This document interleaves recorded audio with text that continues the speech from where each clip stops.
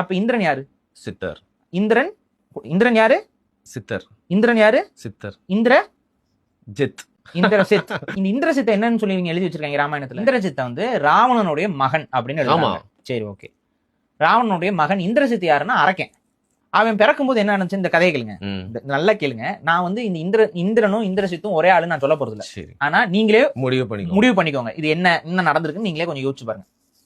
வேற இந்திரன் யாருன்னா ராவணனுடைய மகனா. இந்திரசித்துங்கிறது ராவணனுடைய மகனா. அவன் பிறக்கும்போது இடி முழங்குச்சான். விடாம மழை பெஞ்சுதான், மேகம்லாம் கருப்பாச்சான். அதனால ராவணன் அவருக்கு வச்ச பேர் என்ன தெரியுமா? மேகநாதன்.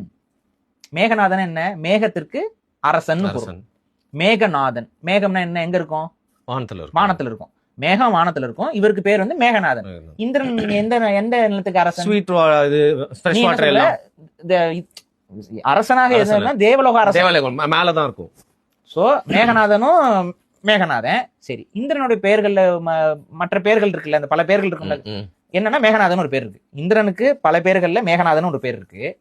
இந்திரசித்து பிறக்கும் போது இடிச்சுதான், மழை பெஞ்சுதான், அதனால இவருக்கு மேகநாதன் பேர் வச்சுட்டாராம். சரி, இப்ப எப்பங்க இந்திரசித்துன்னு இவருக்கு பேர் வந்துச்சு? அதாவது ராவணனுடைய மகனான அந்த மேகநாதனுக்கு என்னைக்கு இந்திரசித்துன்னு பேர் வந்துச்சுன்னா, அது ஒண்ணு இல்லப்பா, இந்த இந்திரன் இருக்காப்புல இல்ல, இந்திரன் வந்து சீத் பண்ணிட்டாராம். சீத் அப்படின்னா, சீத்னா வீழ்த்துறது.